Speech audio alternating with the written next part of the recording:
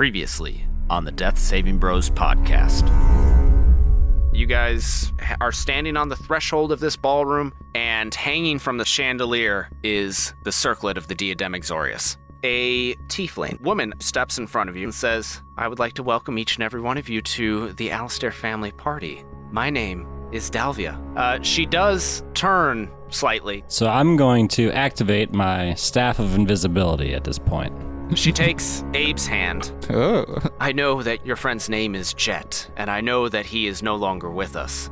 I want to warn you, it'll turn into a ballroom blitz if Jet gets his hands on that circlet. I've seen this day coming." How do you see the future? While you're asking her these questions, Jet, where have you gone? I am tying a rope across the pillars here so that I can just kind of like shimmy over to the chandelier. You grab the circlet. You hear a cry from down below. "Guards! Someone is trying to steal the chandelier!" And they attack you. Alrighty. I want to cast Grease. Is our real goal here to fight these guys or to stop Jet from actually getting away from this and ending the world, probably? So you say that you've had these dreams, Dalvia. What happens next? I don't know what happens next. More guards appear under where Jet had been standing, and they're going to shoot their crossbows. What I want to do is take my Staff of Composition, turn it into like an Indiana Jones whip, and then swing myself from the tightrope. Ambionitis and Prothean, you are going to feel compelled to drop your weapons. I'm going to take the lull, flip up my eye patch, and use some true sight. Try and at least figure out where Jet is right now.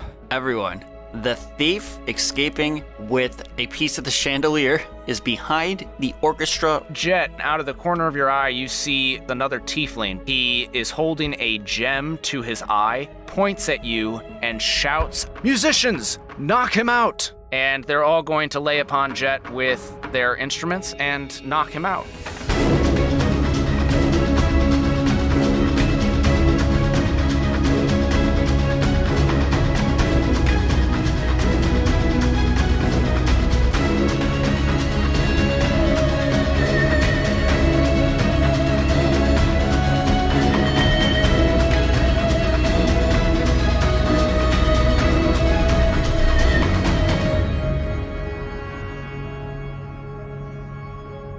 Welcome to another episode of the Death Saving Bros podcast. I am your host and dungeon master, Paul Camper. With me today, I have Brad Richards. Fuck. Paul, what is the Rock's favorite finishing move to use on your forehead? The people's elboner. Ben Renfro. This podcast is rated E for everyone, as in everyone has permission to drag their boner across Paul's face. Do you drag a boner? So we've graduated just from balls to boners. Correct. Yes. You're now at the shaft. Eventually, you'll get to the head. So are we dragging boners or just slapping them with boners. them? You drag nuts and slap boners. All right, so everyone can slap Paul's face with their bonus. Nice. Nice execution.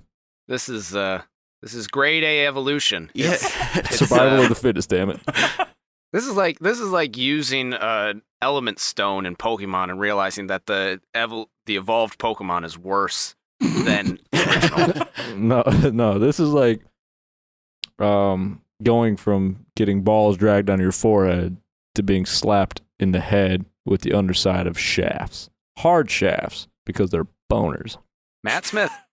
What do the 5 fingers say to Paul's face? Slap! Also, 5 fingers is what I call my boner. Brad Renfro. What's gray, weighs about 500 pounds, and drags along the bottom of the ocean? Moby's dick. You mean Moby's boner? Slapping on Paul's forehead. Oh yeah, it breaches the water and then just slaps him. Whale's tails on Paul's forehead. And it Whale's comes down tails. like whales do, and they're like that full length Whale's girth tail. just onto the surface of the water. But surface of the water is code word for Paul's forehead. And Derek Nemeth. So I want all of our fans to know we're going into a tattoo parlor next week. We're all getting Prince Alberts. Paul's getting 2. One in him and one on his forehead. A toast. Team building. That's not happening. It's all about improvements. I am very confident and proud of the way that my body is right now. Never settle, Paul. Never settle. You know what we don't settle on is making an awesome D&D 5th edition actual play podcast. Yeah, that never happens. We don't settle. Never settle. Did that segue even make any sense? Not really. No, they never do. Don't settle. I guess so the moral of the story is don't settle, and here we go. I don't have any good transition. Last time on the Death Saving Bros podcast, the adventurers, Ambionitis, Brixius, Hammerbottom, Jet, like the plane, Abe, Van Halen, and Prothean Greymane came up through the wine cellar of the Alistair family manor, wound up in the ballroom, and came across a tiefling female named Dalvia. And she said, I've had dreams of what's to come, and I know that Jet shouldn't get the circlet hanging from the chandelier. Well, as she's saying that, he went invisible and grabbed it, which caused the whole chandelier to move. People noticed, and it turned into a ballroom blitz. Long story short, Jet was knocked out. We lost. Epically lost. Long story short, you lost. Jet got knocked out. Brixius and Abe, I believe, are still able to wield their weapons. Is that correct? Yes. Yes, I was able to. But Ambionitis and Prothean had a sudden urge to drop them and surrender. Which goes against my religion, so I would never do that. I'm trying to figure out, you said we lost, but who lost? Because our goal was to stop Jet. So technically, Jet lost, but everybody else is doing all right as of now, I'd say. Yeah, that's true. That's very Also, that true. guy that got absolutely wrecked by Ambionitis' Warhammer. He probably lost also. But other than that, yeah, I think everyone else is more or less on the same page. There were few losers, many winners. Also, I want to point out how shitty this party must be if a chandelier moved a little bit and all of a sudden everyone's like, oh shit! Yeah, this would be a bad party.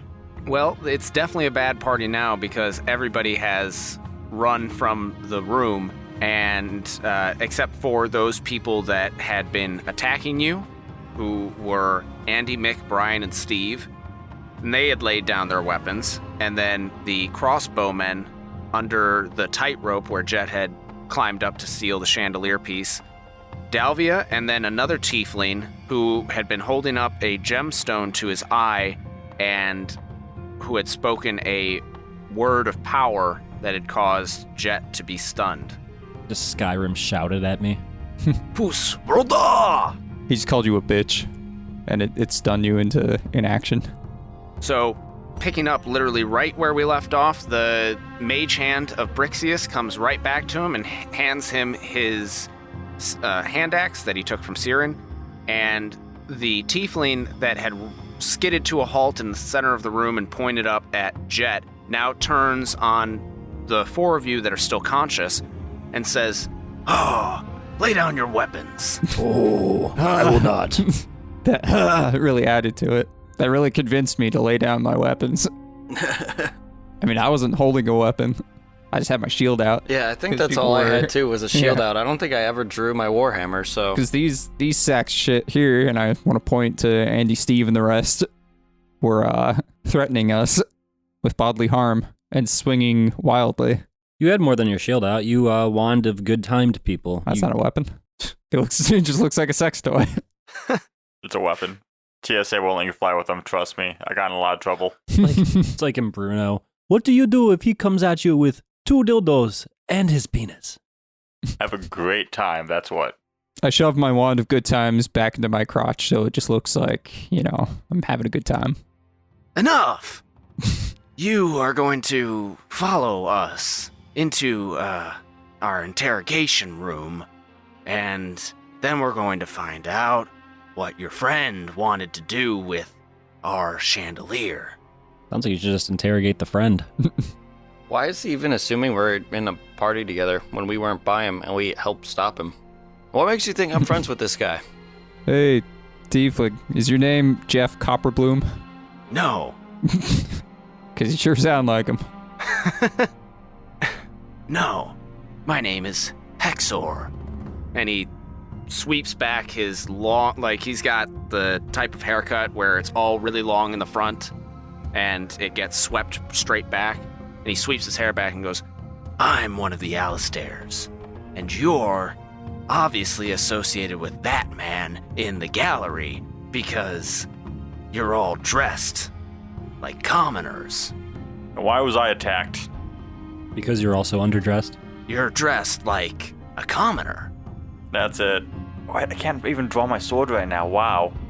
I don't know what to do. You are compelled to surrender. I don't know what to do in this situation. I can't put my hand on my sword. It's like, I have these papers? Dalvia comes up from the corner and says, Hexor, be kind to them. Let us take them to the interrogation room, but be kind to them. And he says, Oh, says the girl in the corner who lets no one ignore her because she thinks she's the passionate one. Oh, yeah! But you guys gonna interrogate us how? Waterboarding? Keel hauling? Do you have a boat? Oh, nothing like that. Cock and ball torture. We're just going to talk to you. Where's the fun in this? Oh, don't worry. There'll be plenty of fun. Oh, yeah! So it is cock and ball torture. Yes, Daddy. The guards now stand up. They sheath their weapons, and they come around with ropes to bind all of you. 2 of you are compelled to surrender. Abe and Brixius. Do you submit to the ropes? Fine, whatever. I was gonna say, I'm typically not submissive. I'll come willingly. Is that fine? Yeah, Abe's just into that shit. Dalvia says, It's only for precautions. Oh, okay. I guess I let it happen then. She walks up and pats you on the shoulder and gives you a wink. I shoot her some finger guns and just smile, I guess. And then they lead you from the ballroom. Hexor is out in front and Dalvia is alongside him. You have guards on either side of you, and then 3 of them are carrying Jet. You go back down the hallway that you came through, bypassing the kitchen, and then you go down a spiral stone staircase. As you're descending, it's getting colder and colder, and they wind up opening out into a circular room with 10 different cell doors, and they are half wood, half iron bars, and they place one of you in each of those cells. And they close the door and then lock it. And again, Dalvia says, Now don't worry, this is purely for your protection. Can I do a deception check or an insight to see if we can actually... So kind of coming back to our previous session, like to make sure like she's like, you can trust us. Can I kind of tie that in to see if I actually believe that we can trust her and to believe that this is also just for our protection right now? Yeah, you can roll an insight to see if her motives are true. 24. You believe that she is actually very trustworthy, but you don't really see how the cell doors are supposed to be for your protection. Okay. But you trust her. Okay, cool. As the last cell door clangs shut, Hexor goes, Oh, yeah! Now the fun's gonna start. I'm ready. We're gonna do take a finger to show you're serious, stab us a couple times, put us in an Iron Maiden. Come on, you're being an amateur right now. I'm just smiling with my creepy smile, staring him dead in the eyes. All the closet doors open, just a army of greased up dwarves come in. It's fight to the death. Hi-ho! No, we're not going to torture you. At least we're not going to. What I found out in my experience, when you get put into a cell, if you put people in the cell, take a finger with one of them, eat it while laughing in front of them. They normally give up all the information pretty quickly. Prothean, are you asking our new friends here to eat our fingers? I'm giving tips. I'm helping. Helping them by eating our fingers. They're being amateurs. They need to learn how to do this properly. Don't worry, just pull out all my teeth first and then I'll talk. It's about being professional, and professionals have standards. Yeah, reverse psychology with torturing. It's like, okay, this is what I want you to do. Start by stabbing me. That'll really get me talking. Every time they do something, just go, ah. Ninja Brian, is that a knife? Oh yeah, it's a knife. I can tell by the way it's stabbing me. Once you guys are in the cells, you so Ambionitis and Prothean, you no longer feel compelled to surrender. I'm gonna charge the door and try to smash it down. Yeah, go ahead and give me an athletics check. Natural 20. The door does not budge. About to regret that. They can attest to it. Yeah, I see it. It's a natural 20.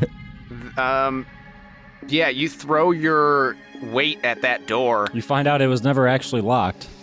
Yeah, no, you burst straight through the door. Do I see any weapons or anything I can grab?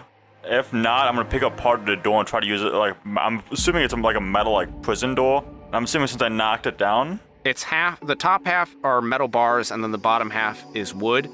So you busted out of its frame, and I didn't specify, but they have relieved you of your weapons before they put you in your cells. So you don't have anything readily at hand.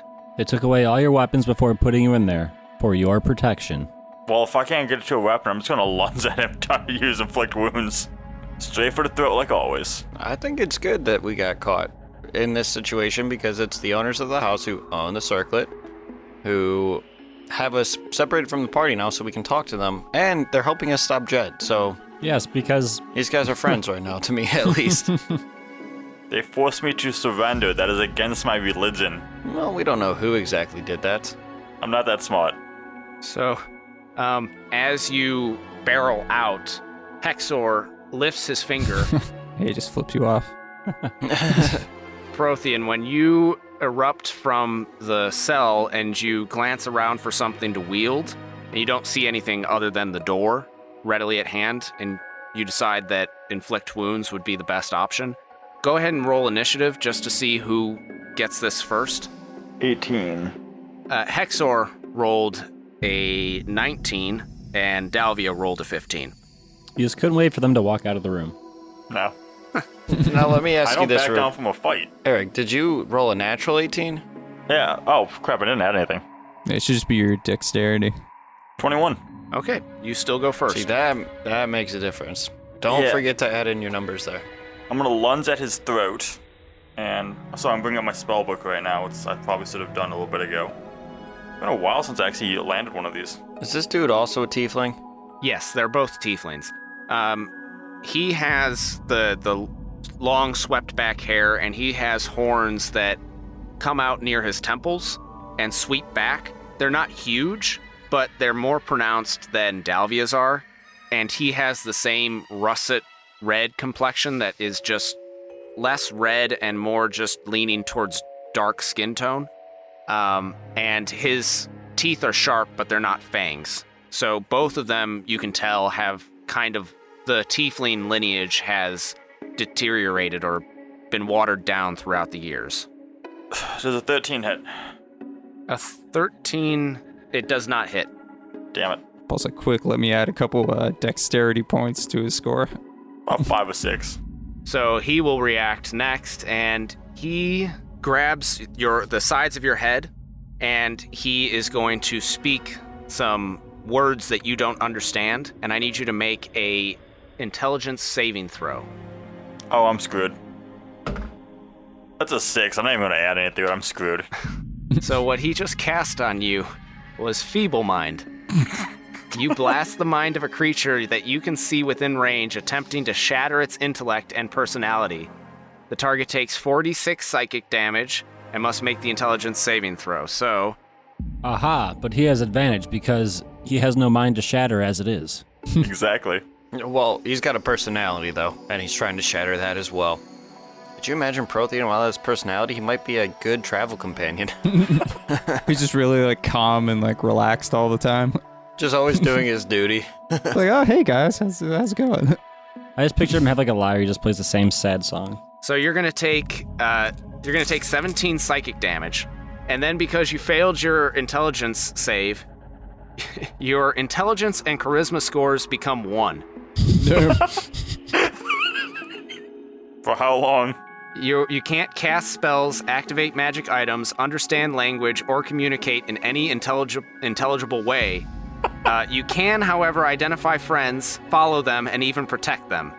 At the end of every 30 days, the creature can repeat its saving throw against this spell. God damn. Prothean's walking around. Yay! So basically, we're not even gonna notice. Yeah, well, he can't talk. Yeah. Prothean, you look as good as ever. He's just gonna still be trying to kill people without saying anything. Still gonna have the same like smile, but just like a silent tear goes down his face because he just can't communicate. God 30 damn. days. Dalvia is going to swear profusely, Hexor, always, always with the most obnoxious, over-the-top spells that you can possibly think of, isn't it? It's gonna be it's gonna make for an interesting podcast Gonna show make for an going interesting forward. 3 episodes is what it's gonna make, because that's how long 30 days is gonna be here. Yeah, Hexor then he goes, fails it. Hexor says, well, it worked, didn't it? Now we can put him back. Not cool, man. Not cool. Don't worry. There are ways that we can fix him. Can you teach me that one? I need a new spellcasting teacher. He looks you up and down and just goes, ha! Yeah, haha. What does he go? So I said, ha! I'll tell you what. You teach me magic, and I'll teach you how to fight. No need to worry about that. And he withdraws his quarterstaff, which you can see shimmers with power, and he's spinning it almost as well as Jet does. And he says, don't worry. And he puts the staff on the ground, and you can feel a slight tremor in the earth. I've already got that covered. I'm Got him. just gonna take a step back here because I can't get the image out of my mind when Prothean's mind got like enfeebled. I can just imagine his eyes going like how Brixius's are. We just look at Prothean and look back to Brixius and back to Prothean, and we're like, oh my god, this is how you are all the time. How long have you been failing this, Brixius? The demon that slaughtered your family cast feeble mind on you before it left, and you've just been like this. I'm just gonna go a little over and start licking in the wall. Friend. Dalvia takes you by the arm and leads you back into your cell, and she casts Mending on the door so that it goes back into its frame. And she goes back to the center of the room and stands there with her hands in front of her and says, all right, Hexor, this is my territory now, so you sit there and you be quiet. Oh, you think that you know everything, don't you, little sister? He talks like an anime character. Oh, I'm gonna get you now. Ah! I'm still just thinking a wall right now. And she responds, yes, Hexor, when it comes to speaking with people, I do know everything. Unlike you. You're always bash and grab, aren't you? Only when it's needed. Kind of talks like the boulder. The boulder never listens. That's what it is. Boulder is conflicted about fighting a little girl. The boulder is no longer conflicted. So Dalvia slowly starts pacing around the cell and says, so. Also, she clicks her fingers, and Jet, if you weren't already awake, you are definitely awake now, and you have some healing. How much healing? 7 HP. You did say some, I guess. First of all, what brings you to the Alistair Manor? Is she talking to me? I'm talking to any of you. Don't all talk at once.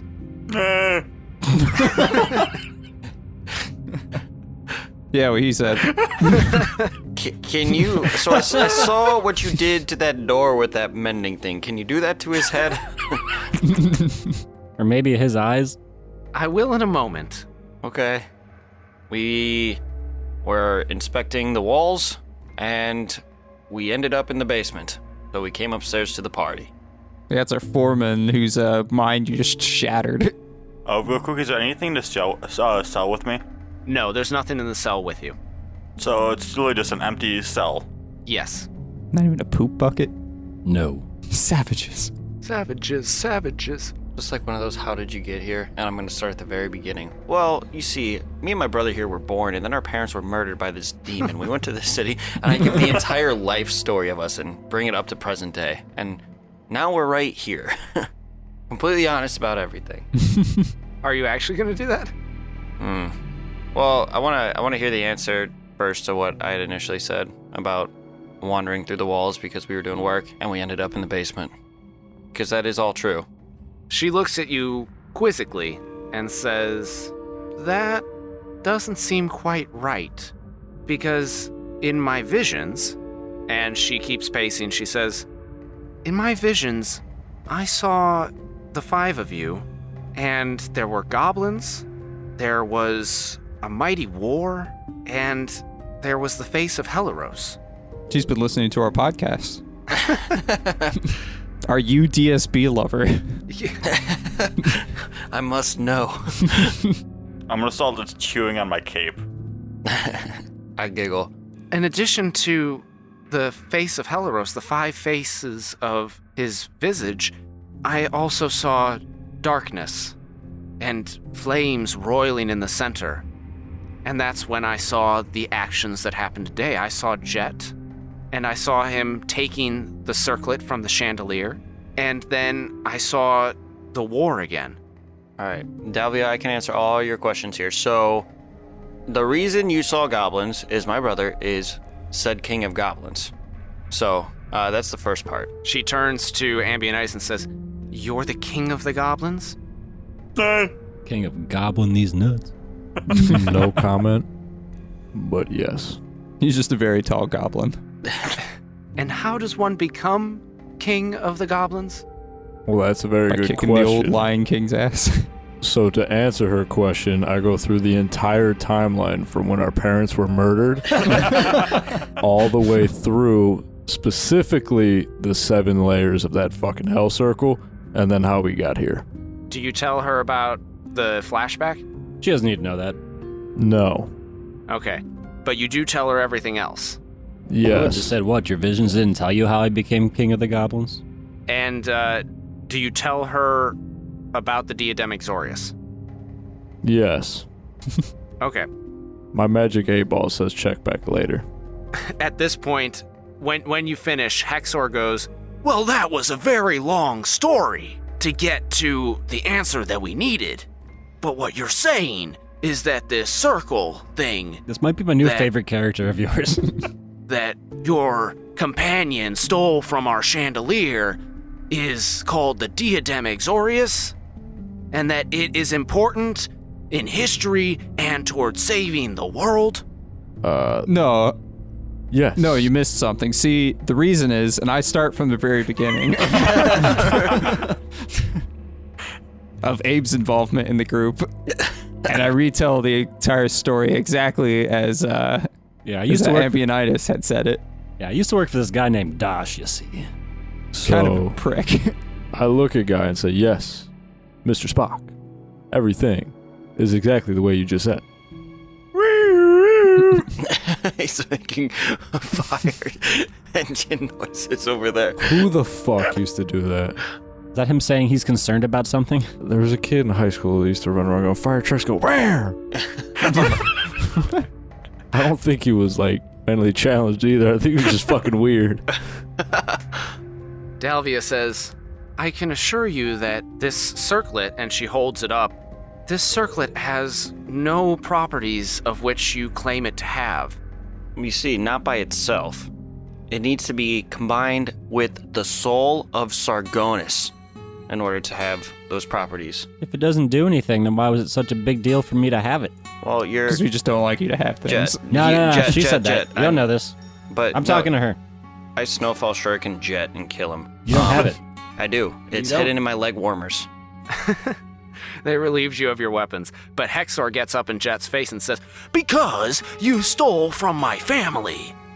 That's what I was trying to tell you. Jesus Christ. Since when did Bill Shatner get in the fucking game?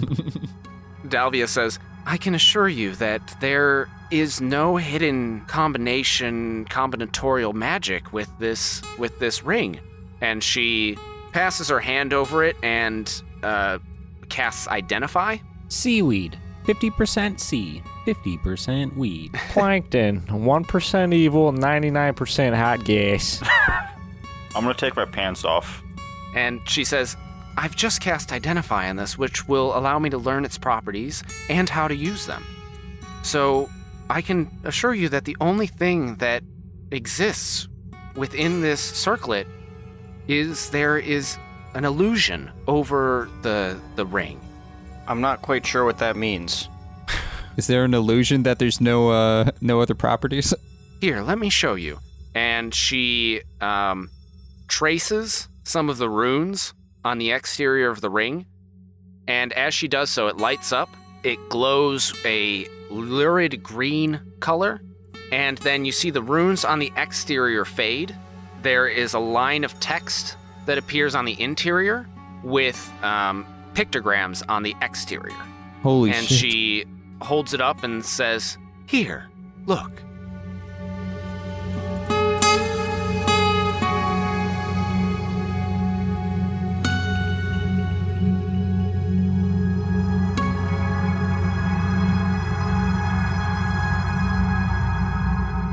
It's a podcast. This is our podcast, and this episode came out on time with your DM, Paul Camper. Thank you all for continuing to listen to our podcast. We are thrilled to have you here, and we are very excited about the upcoming projects we've been working on. There's the upcoming Patreon, which is tentatively scheduled to launch with our Quarter Quell episode, aka episode 75. We've got new Instagram posts that Ben is spearheading to help you with your gaming sessions. And then there are the other ideas slowly gestating in the backs of our minds, some still in their infancy. So stay tuned and we'll update you as new things come along. The best way to get the freshest Death Saving Bros news is to follow us on social media. We are on Twitter, Instagram, Facebook, and Reddit. You can find us on any of those platforms with the same handle, @DeathSavingBros. We also have a presence on Redbubble.com, where you can pick up swag like t-shirts, mugs, hoodies, and more. Again, all you have to do is search Death Saving Bros, and you'll find our merch. Finally, don't forget to leave us a 5-star rating and review on Apple Podcasts, Stitcher, or Podchaser. Aside from telling your friends and family about our show, leaving a review is the best way to spread the word about the podcast. And your review will get read on the air. If you've been closely paying attention to the music this episode, you may have noticed it is significantly more atmospheric than what we typically go for. Just goes to show the incredible versatility of the tabletop music Will Savino is creating through his Music D20 project on Patreon. For as little as $2 per month at patreon.com/musicd20, you can listen and download dozens of amazing tracks for yourself or your campaigns, including the theme created especially for this podcast, Principium. New music is posted multiple times per month, and sometimes there are even bonus RPG materials like maps and character builds. So go check out the Music D20 project at patreon.com/musicd20. One last thing before we get you back to the episode, I want to give you all a heads up that I will personally be taking a step back from the podcast within the next few days until the end of August. Only until the end of August, not permanently, for some upcoming life events. We hope to get you another episode on August 25th, but in all fairness, that might get backed up into September. As always, we'll keep you up to date on social media, but I just didn't want any of you wonderful listeners to get scared. Now, let's find out more about this circlet jet tour off the Alistair chandelier, especially since there appears to be a hidden message. To all of you listening, stay safe, be well, and without further ado, we now return you to your regularly scheduled programming.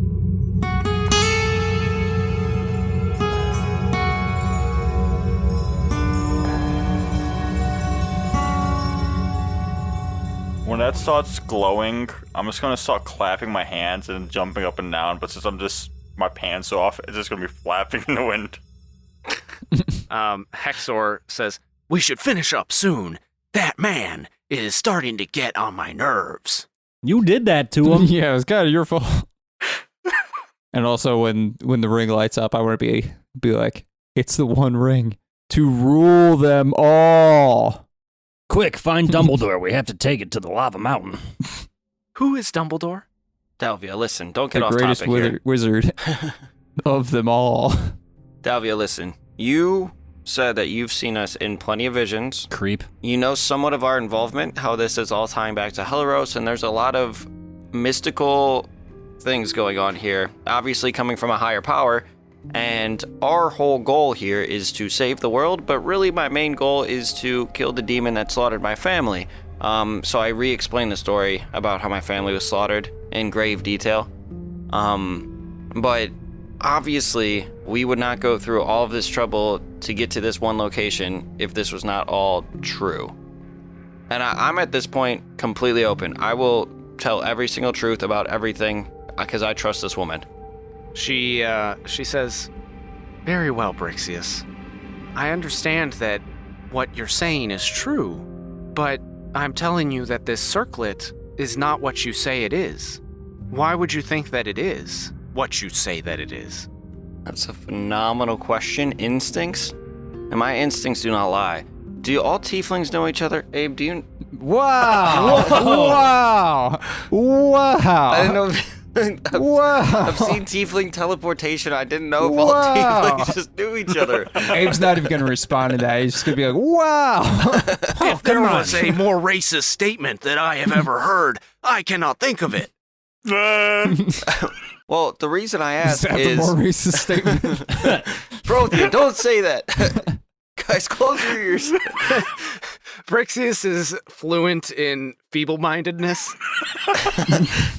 I want to walk to the back of my cell, just like at the corner, and just like be shaking my head, just like staring at the wall.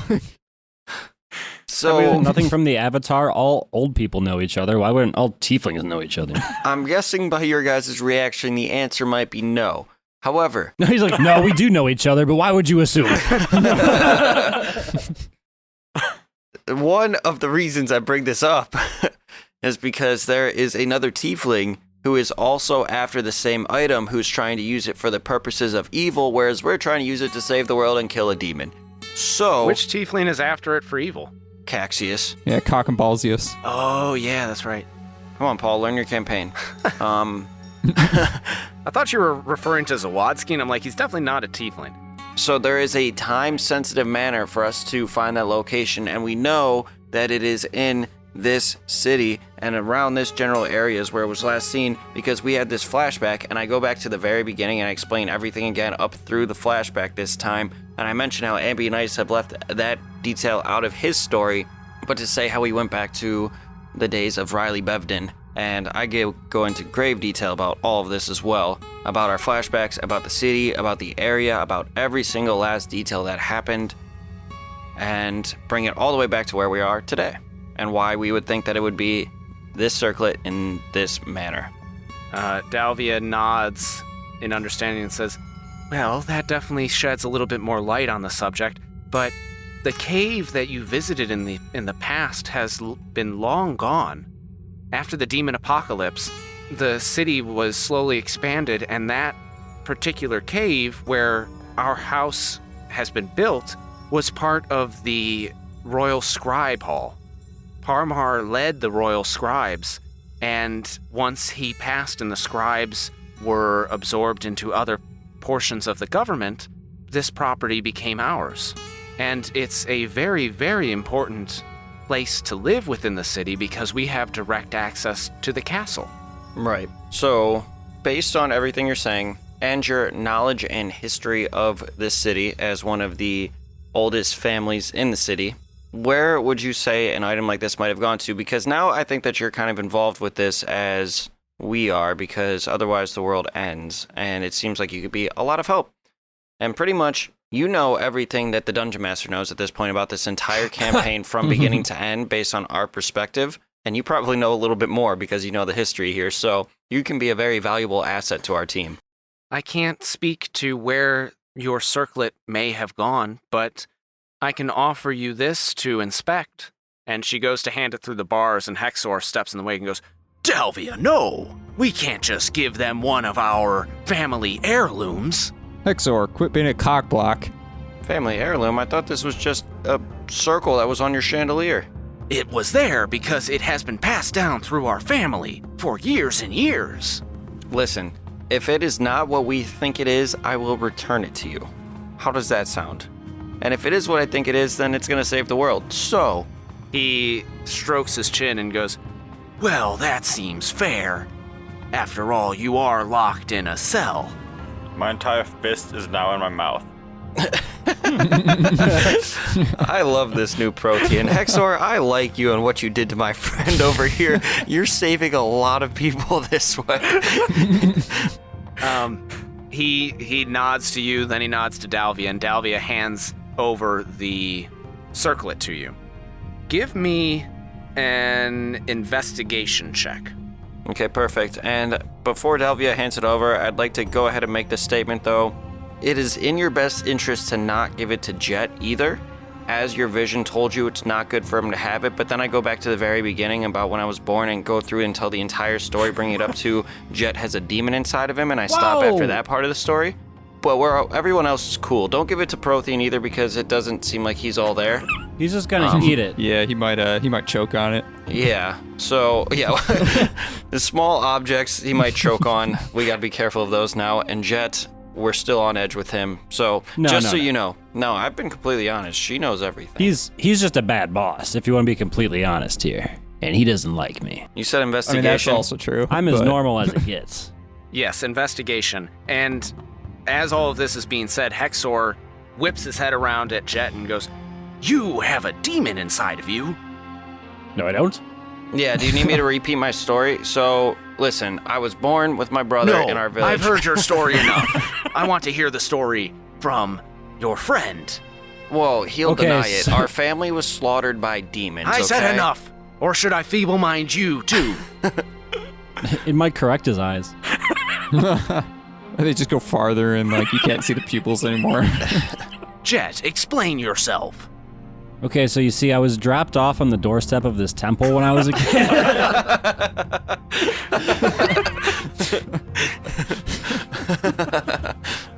So really, I don't know where I'm coming from. I'm just some orphan here. But, no, I feel fine. Do I seem like, yeah, did you not hear any of these stories? Like, Yeah, my part of the story when it came up and we were in and his tattoo was on his back and there was this fog going around and he had that weird voice.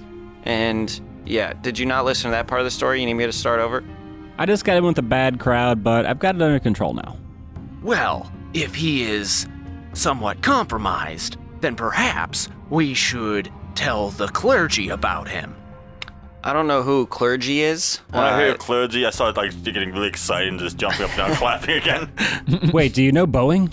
We do not know any person by the name of Boeing, but as I said before, our family manor is connected directly to the castle, and we have the ear of both the king and the clergy, the men of faith who I start jumping again when I hear clergy. who lead Trugala in worshiping Helaros. I look really angry now. Yeah. I saw peeing. Here's the tip about Prothean. It seems like he really likes the word clergy, but do not mention the H Helaros word around him. Yeah, I was going to try to spell it out, but Brixius can't. No, trust me. I mean, definitely getting some of your religious people might be good with this situation because we have this demon named Forliris to kill. He killed our family, if you didn't hear. They might be good in conversation, but as far as Jet goes, we've had him under control because he has low HPs and I've had me under control because I went through my training. he trained. So we're okay with him right now, but I'm just letting you know, don't give him the ring. That's all. Everything else is cool with him. I'm gonna sit down and start playing in the puddle I made. All right. I'm going to roll that investigation check. All right, 17. that's a very good investigation check. Considering I have a +0 modifier, I'll take it. So you read the inside, and you can see that the inscription says, "What? I can read? This is a big step for me. Fair enough. You can make out certain words. You can make out the word save. You can make out the word Helaros, because you've seen that a lot. And you always see it in conjunction with the 5 faces, so you know what that word means, even if you can't necessarily pronounce it. You can read the word move. And then looking on the exterior of the band, you can see that there are a bunch of pictograms. They almost seem to be as if it were a sentence. Do I see him like staring blankly at this thing and like slowly mouthing words out? Like very slowly, like Hammer bottom. I'm following along with my finger, like under each letter. Hella. Fighting Jim. Fighting Jim demonstration. Yeah, I think you would notice that. I want to walk up and be like, hey, Well, you're in different cells, so well, we're like next to each other, right? not quite. You're catty corner because they're solid walls in between each of the cells, so you can see him through your cell door. Can I like reach my hand out my bars and like reach over to where he is? Am I close enough to do that? You can be like a baby and just be like, give me. Well, I can move it over I with a wanna- mage hand. I want to do that and be like, here, looks like there's a smudge on there covering some of those words up. Let me clean that off for you. Is Ambionitis' cell nearby me? Yes, he is right next to you. Okay. Ambionitis, do you still have that heart or soul that... What is supposed to happen when we combine this with our other component item? Do we really know? Wait, what? No, I don't think we do. Well, I was just going to say, if you have it, the best way to test if this is the right thing is I can just give it to you and you can put them together. Yep. Does anybody have an objection to really testing it this way? I kind of do. If these are involved in, like demon apocalypse bullshit. Wait, quick question about feeble mind. You said I'm not able to cast spells? You can't cast spells, and technically you can't understand language, but what you've been doing is funny. I was gonna use find steed and like call my warband so I can cuddle with something. Well, I don't even know if he's been understanding the language. He's just been hearing sounds that he likes and gets excited or angry. And he doesn't know why he gets excited or angry, but he does. Eric, you're playing this role so much better than I would have anticipated. My pants is still off, by the way, and I'm playing a puddle of my own piss. Brother, can you help me read this a little bit? Yeah, I want to walk over to the cell door closest to him and talk to him in Abyssal and say, yeah, let me see it. Oh, wait, Abe can speak Abyssal too. Read it out loud. Because Abe might be very helpful because he pays attention. Okay. And Dalvia also says, I can also speak Abyssal. Oh shit, that's right. Well, Yeah, all tieflings can speak Abyssal. Just like we all know each other. You sack of shit. Abe. but Hexor says, if you wouldn't mind not speaking in Abyssal, I don't understand that language. All right, Well, that's so because you're stupid. I say sorry. I say sorry to him in Abyssal. I don't understand what that means. Sorry, I don't speak anime. All right, so are you trying to read this circlet now? Not trying to. I say, here, let me see it. yeah, just read it out loud. I mean, And then I read it out loud. On the interior, you can see that it says, to save the world, the pieces split. Helros has hidden the true Circle's gift. Well, that's oddly specific. Do I still have the diamond? it's on your inventory sheet. They took your weapons from you. I guess they would have also taken your packs. Well, he had it keistered, so. But I also, I had it keistered or in my pocket. Well, you reach into your pocket and it's not there. I want to turn and look at Jet and be like, Jet? What? Do you have that gem? What? It sounds The, like Dalvia would have taken it when they, whatever. Do you have that gem, that we've been carting around for a bit? It's like, I have it, but I'd prefer you not to watch this. And I just pull down my pants and... So why does Jet I want to why look do him dead in the eyes while he's doing that. why does Jet have it? And when did he get it? And what check did he make? I just woke up with it. I don't know. Been carrying it around because I knew it was important. Well, this and- isn't AIDS. You don't just wake up with it. You do an action to get it. An action would have had to been taken, and since he was stealing it from Ambionitis, there would have had to been a check where they go against each other. Which there absolutely was a couple episodes ago. There was. What, did he do like a sleight of hand check? Mm-hmm. Okay, When? and did Ambionitis get to do a perception check to see if it beat the modifier? He definitely did. When? Like 3 episodes ago? Yeah. It was like at the end. We didn't tell you what it was for or anything. We're just like, hey, roll a dice real quick. I had you do it, and it's in the episode too. Okay. As Called long it. as. Called it last episode. All right, Jet, we're gonna need that. I mean, yeah, we need it. That's Can why you, I have can it. you rinse it off a bit? What do we need it for? Give it here so we can combine them. We don't want to do that. You don't want to, I do. We gotta see if this is a real thing. We were just told if that happens, then bad things happen. No, if you have it, bad things happen. That's why we need to get it back. Hexor, can you do me a favor and can you okay. shatter Jet's mind? Okay. So if I combine them, it's world ending. But if you combine them, then it's Yes, okay. because you have a demon inside of you who that's part of your own soul that you're holding in a way. And if you get all the power, you're going to end the world because you're a bad god. I'm not a bad guy. So, Hexor, either shatter his mind or you can take that axe you took out of my pocket and that should paralyze him and we can get that gem. We've already been over this story about why Jet shouldn't have it. Nobody thinks that Jet should have this. So, can we please get it back? Dalvia says, well, getting it from him, that's fine, but I don't think it would be wise to combine the two right now. And anyways, See, I'm the only sane-minded individual here. Yeah, the ring kind of says don't combine them.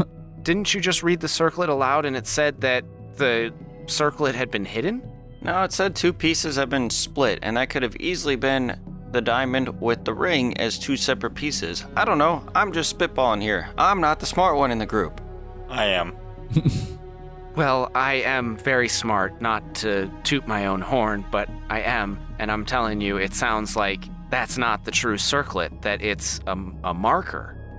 Well, there's only one way to find out. Yeah, so my biggest thing is, if it isn't, then nothing's gonna happen if everything's aligning. This is just A/B testing. Well, we're gonna see what happens. And if it is, well, we cheated our way to the end game now, didn't we? If it is, then we win, and we were right.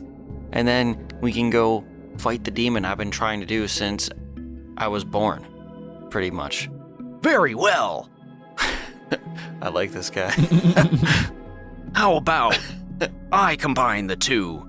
That way, there is no subterfuge or miscommunication. Yeah, I guess that wouldn't be an issue. My biggest concern with that is, if it is what we all believe it to be, do you want to be that involved? Worry not. I am a very powerful wizard. Right, as well as the captain in Star Trek. Anyways, If you had to rate yourself as a wizard on a scale of 1 to 20, where would you put yourself? I would put myself at a 19.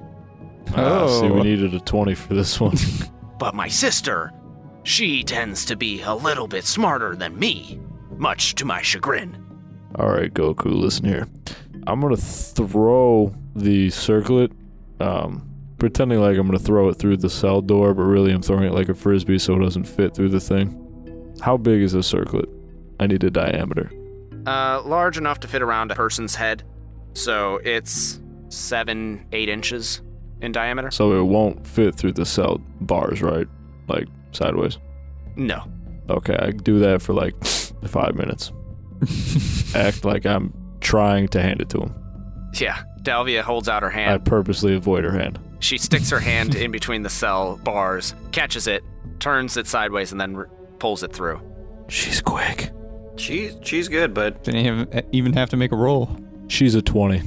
And Hexor, meanwhile, is over at Jet's cell and says, "All right, hand me this black diamond."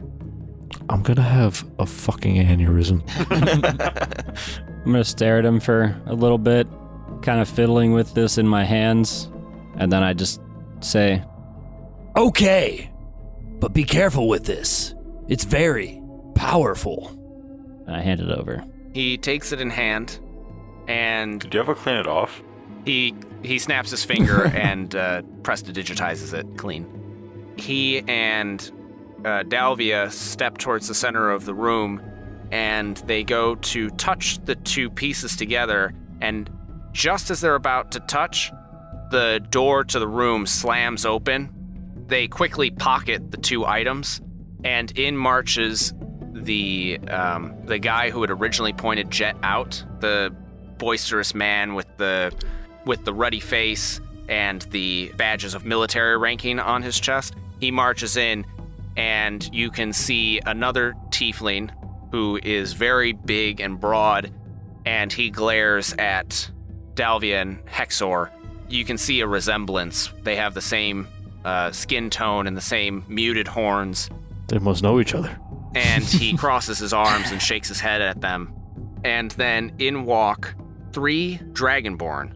One is white, one is green, and they are wearing long white robes that are embroidered with different colored threads all up and down the sleeves. And you can see the 5 faces of Helaros embroidered on their chest. And then the last Dragonborn is blue, and he is the tallest of the 3.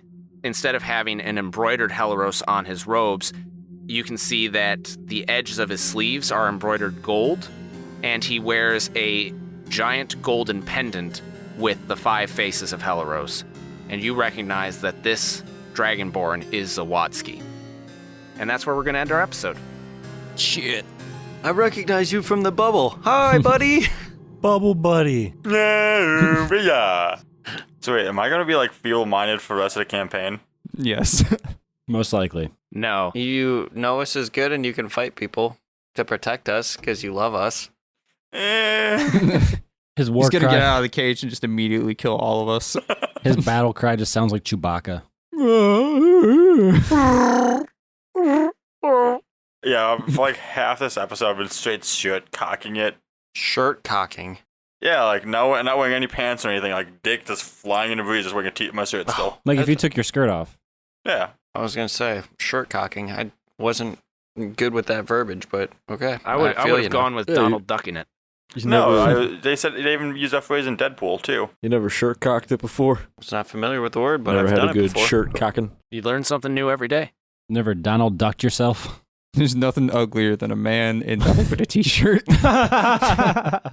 Listeners, if you learned something today, if you enjoyed what you heard, head over to Apple Podcasts, Stitcher, or Podchaser and leave us a 5-star rating and review. We would love to hear from you, and your review will get read on the air. If you would like to keep in touch with us personally, you can reach out on social media at Death Saving Bros via Twitter, Facebook, Reddit, or Instagram. I am personally available on Twitter at HPCamper and at hpcamper.14 on Instagram. You could find me at Benfro15. You can find me at Ima_B_rad. And if you want to talk to me, call my phone number. It is 775-246-9901. Ask for a great time. It's a dangerous game you're playing. 8675309. No, this is a real phone number. Call it. And if you want to talk to me for some godforsaken reason, go to Reddit at Death Saving Bros.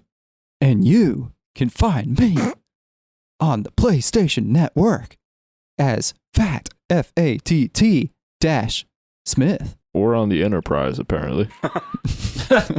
And to all those of you who are listening in your car, in your home, or wherever you may be, keep saving those death throws, and we'll see you on the next one.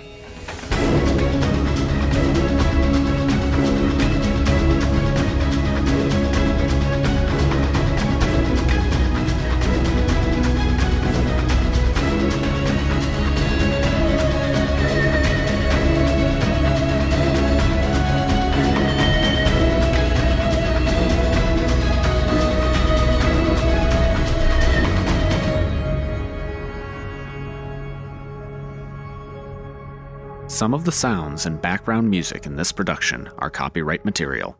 The songs Belly of the Beast Ambient, Dual Compulsion Ambient, Forbidden Texts, In Corridors of Yore, Midnight in the Ashen Grove, and Shadow Puppets are copyright Will Savino and the Music D20 Project.